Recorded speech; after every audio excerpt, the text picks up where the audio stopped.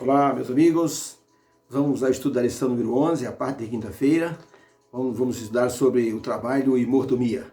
Temos estudado sobre o trabalho e espiritualidade, o trabalho e educação e hoje trabalho e mordomia. Quando falamos sobre trabalho e sua administração envolvido com espiritualidade, o que é que nós pensamos? Trabalho com espiritualidade, trabalho com boa administração, o que é que nós pensamos? Pensamos em mordomia, nós pensamos em equilíbrio, pensamos em foco e como podemos obter as bênçãos conquistadas através da mordomia.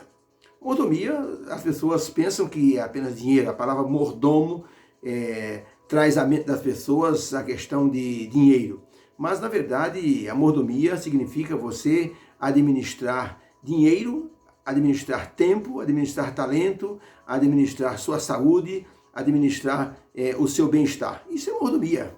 Então, quando se fala de mordomia, tem que se pensar no ser humano como um todo, tá? A Bíblia recomenda, através das palavras do sábio Salomão, que o nosso trabalho deve ter um foco.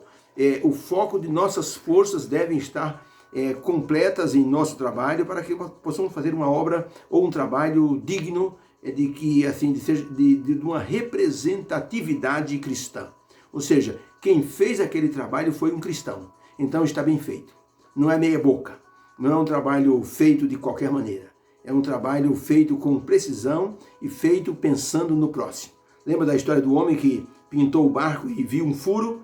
E não era da competência dele, mas ele fez o trabalho e eliminou o furo e salvou a vida dos filhos daquele empresário. Isso é trabalhar com dignidade, tá? Por isso Salomão disse em Eclesiastes 9, verso 10, tudo quanto te vier à mão, faze-o conforme as tuas forças. Ou seja, faça de maneira plena, de maneira assim, eu diria assim, com uma certa cooperação dos elementos que você tem. Ou seja, o elemento divino com o elemento humano, você vai ter essa cooperação, você vai fazer um trabalho que possa assim honrar o nome de Deus. Isso é muito importante. Por isso que o trabalho com mordomia, eles estão interligados, tá? Esses dois termos estão interligados, trabalho e mordomia. Para você ter uma ideia de como devemos ser competentes naquilo que nós fazemos e devemos buscar a ajuda de Deus para isso, numa das cidades da Itália, uma radiosa manhã de primavera, um rapaz muito pálido, chamado Leonardo, estava curvado sobre o seu cavalete, pintando ali um quadro. Ele era um aprendiz e estava completamente absorvido no trabalho. Uma mulher idosa entrou no ambiente e disse para ele, Leonardo, o mestre deseja falar com você. Leonardo disse, então eu estou indo, só vou guardar os pincéis aqui e já estou indo conversar com o mestre. Aquele moço então guardou os pincéis e foi até então a sala, o quarto onde estava o seu mestre pintor. Era André Verrocchio, o mestre de Leonardo. E o mestre disse, Leonardo, eu estou precisando de um favor seu, você pode fazer? Ele disse, mestre, se estiver ao meu alcance, claro que eu farei. Se não estiver, eu darei um jeito de fazer o melhor que posso. Do que o senhor precisa? André Verrocchio disse, Leonardo, eu estava pintando o teto da capela de São João, da igreja de São João, e adoeci. E eu não consigo me levantar por enquanto. Não sei se vou sair dessa, meu querido. Então eu queria pedir um favor para você. Eu queria pedir que você fosse até lá, examinasse o local e você terminasse a obra que eu comecei. Leonardo estremeceu, olhou fixamente para o mestre e disse, mestre, o senhor vai me perdoar, mas eu não me acho digno de concluir a obra que o senhor começou. Eu sou apenas um aprendiz, mestre. Eu estou aprendendo com o senhor e o senhor me pede para terminar a obra que o senhor começou. É muita responsabilidade para mim. O mestre disse, Leonardo, eu tenho certeza que você pode fazer o melhor que você assim vai conseguir fazer. E uma coisa, eu queria lhe perguntar, Leonardo, o que eu fiz não lhe inspira a terminar a obra? Ele disse, claro, mestre, o que o senhor fez é uma grande inspiração. E se o senhor confia em mim, eu vou, então, terminar a sua obra. E então, André Verrocchio disse, Leonardo, eu gostaria de dizer para você que eu confio plenamente no seu talento. E um dia a Itália vai saber quem foi Leonardo da Vinci. Leonardo da Vinci foi até a Capela de São João. Ele olhou o que o mestre havia começado a fazer no teto da capela. E ele disse, vou tentar fazer o melhor. E ele terminou o trabalho. E quando ele terminou, o mestre disse, Leonardo, eu não quero colocar a minha assinatura. Vai lá e coloca a sua assinatura, Leonardo da Vinci. Lá no futuro, as pessoas vão saber quem foi Leonardo da Vinci. E nós sabemos hoje. Um dos maiores pintores, um dos maiores poetas, um homem de uma capacidade impressionante. Sabe por quê? Porque ele sabia administrar bem o seu trabalho. Ele fazia com precisão, ele fazia com competência. E o mestre dele disse, já existe um substituto para mim. É você, Leonardo da Vinci. Você será lembrado no futuro como um dos maiores pintores do mundo. Pergunta número 5 na lição de quinta-feira. De acordo com o conselho divino, de que forma deve ser nosso trabalho e como podemos orientar outras pessoas a ter melhor resultado no seu trabalho. De acordo com o conselho divino, como deve ser o nosso trabalho. Aí tem um texto, dois textos, Eclesiastes 9, verso 10 e 1 Coríntios 10, 31. Eclesiastes 9, verso 10, o apóstolo Paulo, o sábio Salomão, melhor dizendo, diz assim, tudo quanto te vier a mão para fazer, faze-o conforme as tuas forças, a tua capacidade. Porque na sepultura, para onde você vai, não existe obra, não existe projeto, nem conhecimento, nem sabedoria alguma. Agora sim, o apóstolo Paulo dizendo em 1 Coríntios 10, verso 31, portanto, quer comais, quer bebais, ou façais qualquer outra coisa, fazei tudo para a glória de Deus. Impressionante esse verso. As pessoas pensam que esse verso se aplica à temperança, à pena, mas se aplica a todas as obras que fizermos e que podem levar as pessoas a glorificar o nome de Deus. Então, para a pergunta, de acordo com o conselho divino, de que forma deve ser o nosso trabalho? A resposta é, nosso trabalho deve ser feito da melhor maneira possível, com todo o empenho, e de tal maneira que Deus seja glorificado em nossos afazeres ou através daquilo que nós fazemos. É importante, né? Quando nós fazemos algo que seja de uma competência, as pessoas vão, assim, examinar e vão dizer assim, quem fez isso aqui foi aquela pessoa. Eu conheço essa pessoa. Numa fila de um banco, estava um menino, bem penteado. Quando ele levou o boleto ao caixa, o caixa deu o troco, ele conferiu, saiu da fila, o caixa começou a atender outra pessoa. Aquele menino olhou e disse, moço, o senhor me deu o troco errado. O rapaz do caixa disse, não, eu lhe dei o troco corretamente. Moço, tem 10 reais a mais. Eu lhe dei o troco corretamente, pode ir embora, menino. O menino ficou olhando para o caixa e viu que o caixa era arrogante o bastante para não aceitar que havia errado. O menino foi embora e uma pessoa da fila disse, conhece aquele menino? Uma outra pessoa disse, conheço, é um adventista do 7º dia. Viu a honestidade dele? Que pena que o caixa é arrogante e vai ter que pagar do bolso dele 10 reais, hein? Disse, impressionante, como o menino teve honestidade a toda a prova.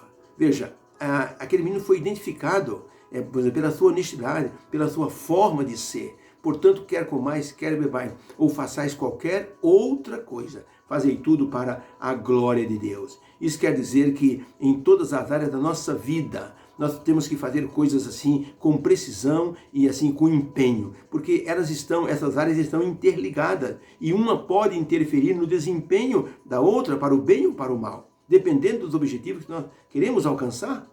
Há pessoas que dizem assim, o meu estudo não tem nada a ver com o meu trabalho não tem nada a ver com a minha religião. Não, isso não é verdade. As áreas estão interligadas. O nosso emocional, o nosso sentimental, o nosso profissional, a nossa forma de relacionamento, tudo está interligado. Há pessoas que colocam uma postagem na internet, ou no Facebook, no Twitter, e acham que é uma piadinha, uma coisa assim, uma coisa engraçada, acham que isso não tem nada a ver. Pois olha, quando a pessoa vai procurar um emprego, as empresas hoje estão examinando as redes sociais e verificam o tipo de postagem que a pessoa colocou e percebem de imediato os entrevistadores, os psicólogos das empresas, eles analisam o perfil da pessoa e percebem se a pessoa é relaxada, se a pessoa é cuidadosa, se a pessoa é debochada, se a pessoa tem firmeza de propósito, se a pessoa tem religião, se não tem religião, se tem religião, se a pessoa é firme nos princípios da religião dele. Tudo isso é analisado. Então veja, as coisas estão hoje muito interligadas.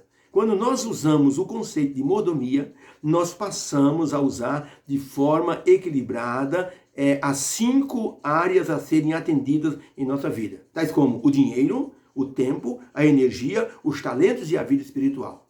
Você usou mordomia na questão do trabalho, essas áreas estão interligadas. Então, com isso, nós percebemos o seguinte, que o perfeito uso equilibrado da mordomia torna a nossa vida mais feliz, mais saudável para a honra e glória de Deus. Uma pessoa que ela utiliza mordomia no seu trabalho, ela consegue, por exemplo, equilibrar o tempo de trabalho. Ela consegue equilibrar a sua espiritualidade. Ela consegue equilibrar a sua religião. Nós, como adventistas, somos pessoas muito ocupadas hoje. Nós temos o nosso trabalho para sobrevivência, mas temos o trabalho da igreja também. Temos estudos para dar, temos escola sabatina para estudar, nós temos classe de criança para gerenciar, nós temos jovens para que possamos, então, estar trabalhando com eles. Nós temos pessoas a novo tempo, nós temos muita correria. Então, tudo isso nos leva a termos um equilíbrio do nosso tempo, do nosso trabalho, da nossa espiritualidade e de tudo que está interligado. E temos que fazer isso para a glória de Deus, porque muitas vezes a pessoa fala, não vou na igreja hoje porque eu estou muito cansado. Mas por que está muito cansado? Porque está trabalhando demais, porque não equilibrou bem a sua agenda, porque alguma área está sofrendo em detrimento da outra. Por isso que é importante fazer as coisas pensando sempre na questão futura e o que isso vai refletir para a gente. Quando introduziram as batatas na China, isso foi há muitos anos atrás, mas muito tempo atrás, as batatas foram trazidas de algum lugar, será da Índia, para a China, e os chineses começaram a plantar batatas. E eles fizeram o seguinte, tinha aquelas batatas grandes, já foi no supermercado comprar batata? Quando você está na frente ali daquela bancada de batata e você começa a escolher batata, tem gente que só gosta das batatas grandes, tem gente que só gosta das batatas pequenas. Por que isso? Porque as batatas pequenas eu consigo consumir rapidamente, a batata grandona é melhor porque eu vou cortar e vou fazer. Então tem pessoas que têm preferência. A China, quando começaram a plantar as batatas, começaram a colher batatas e eles começaram a comer as grandonas e plantar as pequeninas. Sabe o que aconteceu na próxima colheita? Só nasceram batatas pequenas, porque as grandonas eles haviam comido tudo. Então descobriram que há uma relação muito direta entre plantar batatas pequenas e colher batatas pequenas.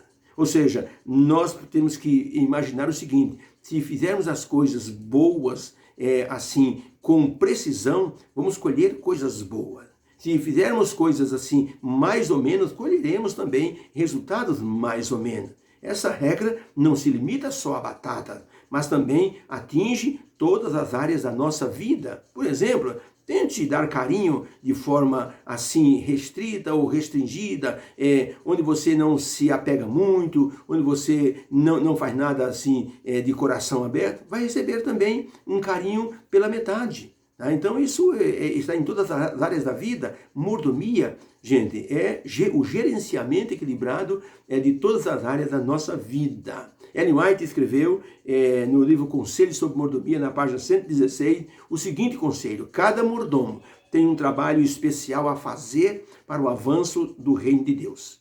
Os talentos da fala, da memória, da influência, da propriedade devem ser acumulados para a glória de Deus e o avanço do seu reino. Ele abençoará o devido uso dos seus dons. Tá vendo?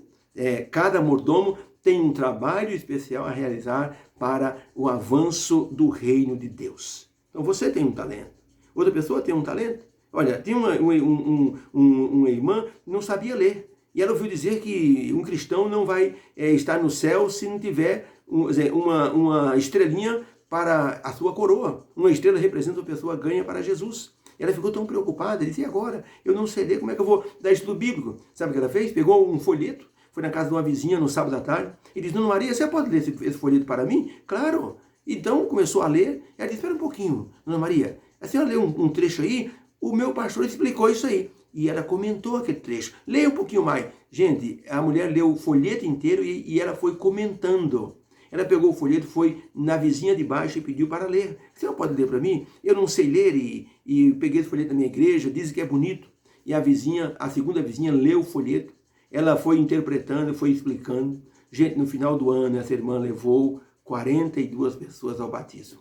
Olha que bênção, tá vendo? Cada pessoa tem um trabalho especial a fazer para o avanço do reino de Deus. Precisamos apenas descobrir de que forma a mordomia poderá nos ajudar a realizar esse trabalho, tá? Quando nós realizamos o trabalho com precisão e com com certeza de resultado, nós teremos resultado. Nós plantamos o que nós colhemos hoje. Já ouviu falar em Alexander Fleming? Ele estava com o pai dele, no meio do sítio, fazendo uma tarefa. De repente, Alexander, ele tinha 12 anos, ele ouviu um grito desesperado. Ele escutou assim, disse, tem alguém gritando, e uma pessoa gritando socorro. Ele estava com a corda na mão, ele correu na direção do grito, e ele encontrou um menino de 12 anos afundado no meio do pântano, na areia movediça. E quanto mais o menino se debatia, mais ele afundava. Ia ter uma morte lenta e terrível. Alexander jogou a corda para o menino, amarrou numa árvore e foi puxando o menino e o retirou do pântano. No dia seguinte, um carro bonito apareceu no sítio de Alexander Fleming.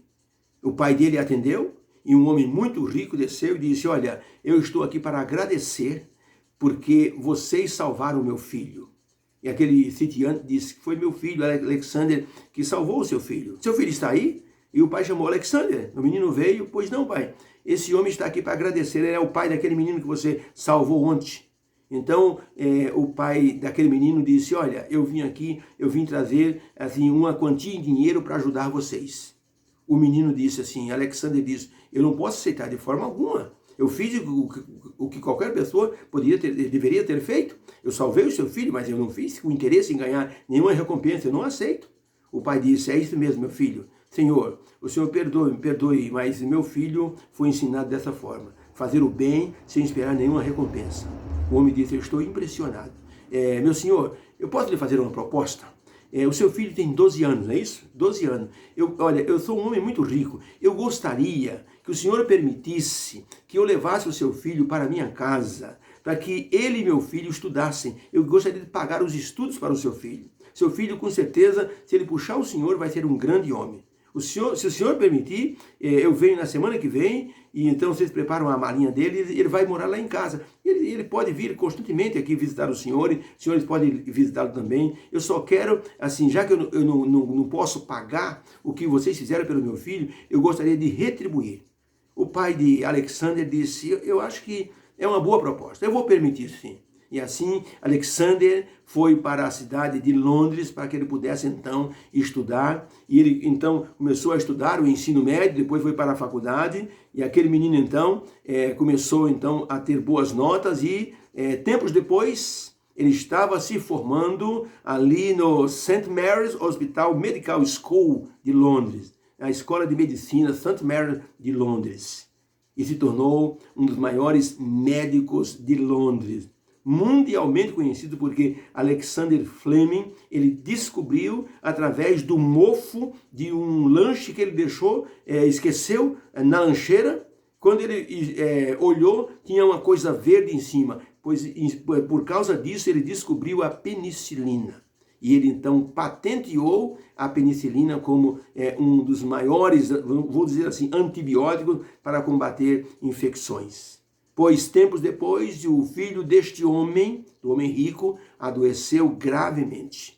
Sabe quem foi atendê-lo? Alexander Fleming. E colocou nele, injetou nele penicilina e salvou a vida outra vez do seu amigo. Salvou a vida 2 vezes do rapaz. Nome do rapaz é Winston Churchill. Winston Churchill, o nome desse homem que foi salvo de garoto e agora como adulto. Se tornou o primeiro-ministro da Inglaterra. Coisa espetacular, né? Nós plantamos o que nós colhemos. Por isso, no final dessa lição, eu quero dizer para você o seguinte. Alguém disse que mordomia é a gente colher o que a gente planta. Por isso, trabalhe como se você não precisasse de dinheiro. Isso é mordomia. Ame como se você nunca tivesse sido rejeitado por ninguém ou sofrido uma decepção. Dê uma boa gargalhada de vez em quando, como se ninguém estivesse observando você. Deus abençoe você nesta quinta-feira. Espero que você seja uma pessoa que, com o ensino da lição, possa então colocar em prática. Jesus disse, bem-aventurado é o homem que escuta, ou a mulher que escuta os meus ensinos e coloca em prática. É semelhante ao homem que construiu a sua casa sobre a rocha. Deus te abençoe, construtor da casa sobre rocha. Ouça, aprenda e pratique. Fica com Deus, tá? Uma boa quinta-feira para você. Deus te abençoe.